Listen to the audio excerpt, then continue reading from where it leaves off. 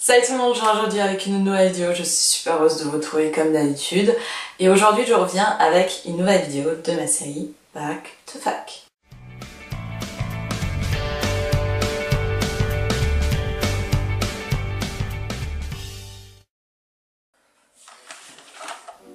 À l'occasion de ma série Back to Fac, j'ai décidé du coup de commencer avec cette vidéo-là. J'ai envie d'aborder aujourd'hui les différentes choses, les différents trucs que j'aurais aimé savoir avant d'intégrer la fac de droit. Avant d'entrer en études supérieures, tu ne sais strictement pas à quoi t'attendre. Et je me suis dit que cette vidéo pourrait être intéressante pour les étudiants en droit, les futurs étudiants en droit qui vont entrer cette année ou dans les années à venir. Me dire dans les commentaires ce que vous aurez aimé avoir su avant d'intégrer la fac de droit. Donc n'hésitez pas à participer, tout se passe dans les commentaires. En plus, une vidéo en partenariat avec mon cher ami LexisNexis. Donc vous pouvez voir un peu. LexisNexis, pour ceux qui ne connaissent pas, c'est une maison d'édition juridique, pas que, il me semble que nous en tant que juristes on le connaît pour nos petits ouvrages juridiques. Ils ont décidé de réaliser un partenariat avec moi qui n'est pas rémunéré, je vous assure. J'ai juste reçu les petits ouvrages gratuitement, donc j'ai reçu toute leur gamme, toute leur collection de codes, quelques ouvrages également, des ouvrages introduction au droit, des ouvrages de méthodo, que ce soit pour le CRFPA ou de méthodo pour la recherche. Plein de petits ouvrages extrêmement précieux. Je vous conseille de rester jusqu'à la fin parce que y a quelques surprises qui vous attendent. Donc voilà. Lorsqu'on arrive en fac de droit en première année, les profs nous font comprendre que ça va être pas simple. Ils nous annoncent directement le taux de réussite qu'il y a chaque année en première année. Il me semble que moi, quand j'étais rentrée, il y a maintenant 4-5 ans, c'était en 2016, le temps est pas trop vite, c'est horrible. À la fac de Tours, il y avait un taux de réussite de 20 ou 30%, un truc comme ça en première année. C'est un taux de réussite qui nous a extrêmement fait peur parce que genre on était là mais jamais on va réussir à valider l'année du premier coup. C'était une information qui nous a énormément fait peur sur ce moment-là parce qu'on comprenait très bien qu'on s'embarquait dans un truc qui allait pas du tout être simple. On n'avait pas l'impression qu'on avait beaucoup d'encouragement de la part des profs, bien sûr pas tous les profs étaient comme ça, mais c'est vrai que dans la majorité, il y avait plus des profs qui nous mettaient la pression, qui nous faisaient stresser plus qu'autre chose. On voyait en fait le nombre de personnes qu'il y avait dans l'amphi et c'était juste le premier groupe, il y avait exactement le même nombre dans le deuxième groupe et on était là. Mais comment ça va, enfin comment on va réussir? Et finalement, personnellement, j'ai validé du coup mon année du premier coup, j'ai validé chacun de mes semestres du premier coup. Mon entourage, mes amis de la fac ont réussi à valider du premier coup également. À la fin de l'année, on s'est un peu regardé, on était là. On est d'accord, genre les profs ils ont fait un petit peu trop, genre ils nous ont mis un petit peu trop de pression, mais en même temps peut-être ils ont bien fait dans le sens où ça nous a peut-être motivé aussi à essayer de réussir. Le problème de la première année du premier semestre, c'est que il y a énormément de gens dans les amphis. Il y a une partie des gens qui décident de commencer avec les études de droit parce que tout simplement c'est leur rêve depuis qu'ils sont tout petits. Et puis il y a des gens qui ont choisi le droit un peu comme ça au hasard pour voir, etc. Et finalement à la fin il s'avère que ils tombent amoureux du droit et du coup ils continuent là-dedans, ou alors ils se rendent compte que ouais c'est pas fait pour eux et du coup ils arrêtent. Il faut vraiment en avoir conscience, c'est-à-dire que peu importe le nombre, l'effectif total des gens dans votre amphithéâtre, ne serait-ce que la moitié des gens qui vont partir d'eux-mêmes ou qui vont pas du tout être appliqués, ce qui fait que ce taux de réussite, il est quelque part justifié du nombre d'étudiants qui restent inscrits en fac de droit, mais sans venir en cours, sans passer les partiels, ou lorsqu'ils passent les partiels, ils donnent une feuille blanche pour justement éviter de perdre leur bourse, etc. Enfin, il y a vraiment de tout qui existe, ce qui fait que ce taux de réussite ne doit pas vous faire peur, réellement. C'est vrai que j'aurais aimé que quelqu'un me dise à ce moment-là, genre, ouais, mais t'inquiète pas, tu vas quand même y arriver, parce que tout simplement, à partir du moment où vous êtes quelqu'un qui bosse, et qui sait bosser, et qui a conscience qui a tout simplement un objectif devant ses yeux, et vous allez y arriver. Et puis si vous n'y arrivez pas la première année, c'est pas grave. C'est pas quelque chose de négatif, le redoublement, ça devrait pas être perçu comme ça. Le redoublement, c'est tout simplement une deuxième chance. Ce taux de réussite là, c'est juste un chiffre. C'est vraiment juste un chiffre, et puis rien n'empêche le fait que vous allez faire partie de ces 20-30%. Courage, je crois en vous en tout cas. Ce point se rejoint un petit peu avec le point précédent, à savoir la pression que les profs peuvent nous donner. En tout cas, c'était comme ça à mon époque, genre on passait par APB, donc il n'y avait qu'une sélection pour les grandes écoles où il fallait passer un concours, etc. Mais pour ce qui était du reste, les facs, ils prenaient un peu tout le monde. Je sais qu'aujourd'hui ça a changé et qu'il y a déjà en quelque sorte une sélection déjà en première année. De nouveau, ce n'est pas du tout la même sélection qu'on peut vivre en master ou même après avec tous les concours par lesquels on va passer. Et le but de la première année et de la deuxième année, c'est de décourager en fait tout simplement les plus faibles, ceux qui résistent le moins à la pression, au stress, etc. et qui commencent tout simplement à paniquer et qui arrêtent. Que les profs sont beaucoup plus exigeants, en tout cas c'était mon expérience. De nouveau, tout ce que je vous raconte c'est par rapport à, c'est basé sur mon expérience personnelle. En première année, je me rappelle surtout du premier semestre où nos profs d'amphi nous mettaient vachement la pression, nous disaient que il y avait des phrases comme ça qui sortaient du style vous savez plus du tout parler français, vous savez plus écrire français, c'est vraiment il y en a plein qui vont pas réussir en droit du coup à cause de ça. Faudrait peut-être commencer à réfléchir, à se réorienter à cause de ça et tout. Et c'est vrai que c'était des phrases qui moi du coup je me sentais grave visée parce que encore en première année mon français était vraiment médiocre et je faisais énormément de fautes bêtes et je faisais pas du tout attention. Parce qu'il faut savoir que de base le français n'est pas ma langue maternelle et que je suis arrivée en France à l'âge de 10 ans donc j'ai dû apprendre sur le tas et je commençais déjà à me faire l'idée que j'allais bientôt quitter la fac de droit parce que c'est vrai que le français c'est un peu la base de base en droit. Au fur et à mesure du temps ça s'améliore forcément parce que à force d'écrire, de rédiger et de lire, ça, même sans vouloir faire énormément d'efforts, il y a plein de choses que tu intègres, que ce genre de découragement venant des profs et des chargés de TD est surtout là pour tout simplement décourager les plus faibles pour qu'ils s'en aillent tout seuls et pour faire en fait quelque part un tri en interne. Il faut pas vous faire attraper par ce piège-là. T'as vraiment l'impression que du coup,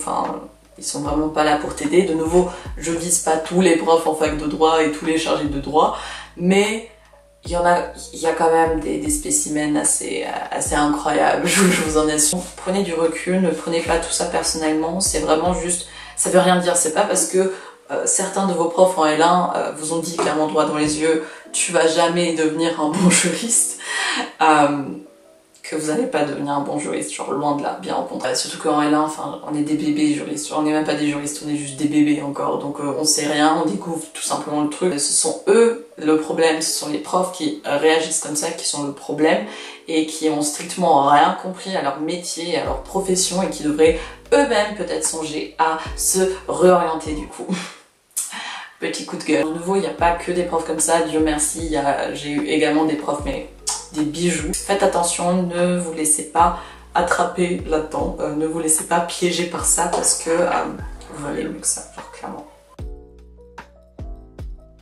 C'est vrai que quand on parle d'études telles que le droit ou encore la médecine, généralement on s'imagine vraiment une ambiance assez néfaste avec beaucoup de concurrents. Il y a une partie de vérité, mais il y a aussi une partie qui est un peu exagérée. Nous, en fac de droit, étant donné qu'on n'a pas de concours, on n'a pas de sélection concrète à part par rapport au master, ou encore après pour tous les examens genre le barreau etc, un petit peu plus en compétitivité à ce moment-là, mais sinon pendant les années de licence en soi genre il n'y a pas de compétition à avoir, il n'y a pas de concurrence à avoir parce que tout simplement il n'y a pas de classement et il n'y a rien à gagner derrière. Mais il y a quand même une concurrence qui s'installe petit à petit, qui est indirecte ou directe, qui est consciente ou inconsciente, qui est réelle entre guillemets ou plutôt personnel, tout dépend des facultés où vous êtes, etc. Je sais que avec les retours que j'ai eu de mes amis qui ont été à Assas ou encore à la Sorbonne, c'est vraiment un autre délire, c'est un autre monde. Selon les endroits, il y a plus de concurrence qu'ailleurs. Mais dans l'ensemble, il y a toujours quelque part une mini-concurrence qui s'installe, ne serait-ce que par nous-mêmes, dû à notre manque de confiance en soi, etc. Ce que j'aurais aimé savoir avant d'intégrer la fac de droit, il ne faut pas que je me mette dans ces états-là, me rabaisse par rapport aux autres, faut pas que juste que je regarde ce que les autres font. Je sais que c'est tellement plus facile à dire que à faire. À la fin de la journée, je fais les études pour moi, pour réussir tout tout simplement avec mon projet pro, pour atteindre tout simplement toutes les choses que j'ai envie d'atteindre. Il faut juste que je regarde mon évolution à moi et pas ceux des autres. Parce que tout simplement, c'est pas avec les autres que je vais faire ma vie, c'est pas grâce aux autres que je vais réussir dans ma vie. En tout cas, moi, avec les groupes d'amis que moi j'ai eu et que j'ai fréquentés, à aucun moment il y a eu de la malveillance. C'est la question que je reçois le plus sur Instagram, dans les commentaires, etc. Christina, est-ce qu'il y a vraiment une charge de travail personnelle importante en fac de droit? Oui, il y a une charge de travail personnel assez importante en fac de droit, particulièrement en première et deuxième année. Première année parce que tout simplement tu découvres le droit, tu découvres le mécanisme de la méthode. Deuxième année également parce que c'est la première année où tu vois vraiment ce que c'est le droit. Tu as enfin des matières qui sont réellement du droit pur, juridique à fond. Beaucoup de cours, il y a beaucoup de matières, il y a beaucoup de matières que juridiques. Et c'est vrai que c'est pas simple du tout, mais dès que tu as saisi le mécanisme et que tu as fourni le travail qu'il fallait tout simplement fournir, rien n'est impossible. Et puis après, tu es vraiment beaucoup plus habitué, ce qui fait que le travail personnel, tu le remarques même pas, parce qu'en fait c'est un mécanisme qui est tellement ancré en toi que tu stresses moins pour ton travail personnel. Enfin, il y a toujours un peu de stress, parce que sinon c'est pas drôle. Par exemple, là, à Bac+4, par rapport à ma première année en droit, rien à voir. Faut pas s'inquiéter par rapport à ça non plus. C'est vrai qu'au début, il faut tout simplement donner l'effort qui est attendu. Ce point-là est vraiment un point que j'aurais tellement aimé qu'on m'ait dit, en fait, tout simplement, dès le début de la première année en droit. Ne pas oublier qu'il y a la sélection qui nous attend en master. Mais en tout cas, pour moi, genre vraiment déjà le master, c'était clairement loin.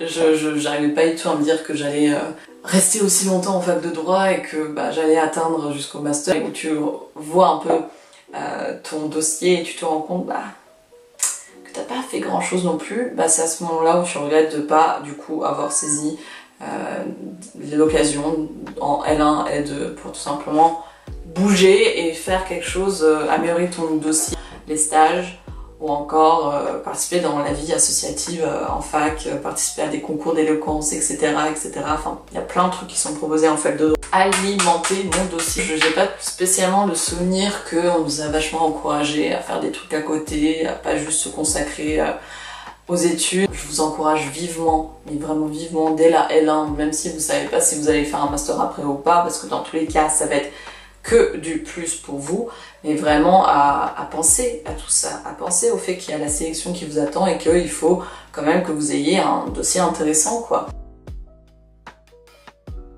Le dernier point que j'ai également envie d'aborder, qui rejoint également un petit peu le dernier point, c'est mon grand regret que j'ai eu de pas avoir assisté à davantage de conférences, de colloques organisés sur des thématiques juridiques différentes. En études supérieures, il y a toujours des interventions, il y a toujours des conférences, des colloques carrément qui sont organisés sur des thématiques différentes, où du coup en tant qu'étudiant on peut venir pour y assister, pour tout simplement acquérir de nouvelles connaissances, ouvrir les yeux sur certaines thématiques, et puis c'est toujours des moments extrêmement agréables parce que du coup il y a différents intervenants, tu écoutes leurs présentations, souvent c'est sur des thématiques vachement intéressantes, parfois même il y a des gens, il y a des professeurs internationaux, donc ça apporte aussi un petit peu ce côté international, du coup ils parlent en anglais. J'ai toujours beaucoup apprécié les conférences et les colloques auxquels j'ai pu assister. Mais c'est ça le problème, c'est que j'ai juste pu assister à quelques-uns durant ma L3 notamment, parce que c'est juste en L3 où il y a eu le déclic, quoi. Écouter tous ces professionnels raconter des choses passionnantes sur des sujets d'actualité, mélangés à du droit, enfin, il n'y a rien de mieux. En plus, il y a à chaque fois des petits buffets, etc. qui sont organisés. Enfin, c'est toujours une journée ou quelques heures assez chill et assez détente et assez sympa. Vous, futurs étudiants que vous êtes, je vous encourage vivement, peu importe dans quel domaine vous faites vos études, de participer à des colloques et à des conférences. Aussi, ceux qui ne voient pas trop la différence entre un colloque et une conférence, c'est tout simplement une conférence, ça dure sur 2-3 heures, pas plus, alors qu'un colloque ça dure toute la journée, voire plusieurs jours, donc c'est un petit peu plus important sur la durée. Donc voilà les différentes choses que j'aurais aimé que quelqu'un me dise en fait avant d'intégrer la fac de droit. Je suis sûre et certaine que j'ai oublié plein de trucs, mais tout simplement ça me vient pas à l'esprit là. Sinon, on vient du coup à cette fin promise, n'est-ce pas? LexisNexis m'a du coup envoyé toute sa gamme de codes comme je vous ai dit, sauf que tout simplement ces codes là, j'en ai pas besoin de tous ces codes là, je peux pas les garder. Ils m'ont envoyé par exemple 4 codes civils du coup, et j'ai pas besoin de 4 codes civils de l'année 2021. J'ai pensé à vous, parce que tout simplement je vous aime tellement et que j'ai envie de vous rendre l'appareil par rapport à tout le soutien que je reçois. Il y en a 4 qui sont à gagner sur mon compte Instagram. Toutes les conditions seront listées dans la barre d'infos. Étant donné que certains d'entre vous n'ont pas Instagram et étant donné aussi que YouTube n'autorise pas les concours, je me suis dit que j'allais également essayer de faire plaisir à toutes les personnes qui n'ont pas forcément un compte Instagram. N'hésitez pas, vous pouvez aussi participer si vous avez un compte Instagram. Y participer par mail, tout simplement en m'envoyant un mail sur l'adresse mail qui va s'afficher sur l'écran et dans la barre d'infos. Du coup, je vais vous demander de répondre à une question que je n'ai pas encore trouvée. J'espère que je vais la trouver bientôt. Me dire également quel ouvrage vous aimeriez gagner entre ces deux-là qui proviennent également de LexisNexis qui me les a gentiment envoyés. Un ouvrage introduction générale au droit, juste il y en a un il est plus fin, l'autre il est un peu plus gros, donc je ne sais pas lequel vous préférez. Du coup, il y a celui-ci de la gamme Objectif Droit Court qui est très bien. J'ai eu cette gamme de livres cette année en propriété intellectuelle. Le deuxième, il provient de cette gamme un peu plus gros. Question sur les règles de droit, les personnes, les droits subjectifs, la réalisation des droits en justice. Il faut savoir que les deux ils abordent en fait la même chose, précisant tout simplement quel ouvrage vous souhaiterez gagner entre ces deux-là, ou si vous en avez strictement rien à faire, vous pouvez aussi mettre je m'en fous, je suis juste intéressée par le fait de gagner un de ces ouvrages. Le gagnant sera contacté par mail, donc n'hésitez pas, toutes les infos seront listées dans la barre d'infos. Je vous remercie en tout cas d'avoir visionné cette vidéo-là, ça m'a fait super plaisir de vous avoir pu filmer un peu sur ce sujet-là. On se retrouve, si tout va bien, j'espère que ça va bien marcher, mercredi il me semble, pour une nouvelle vidéo en rapport avec la fac de droit et ma série Back to School, Back to Fac plutôt, Back to School. Et confiance en vous, c'est très important, et on se voit très vite pour une nouvelle vidéo. Ciao!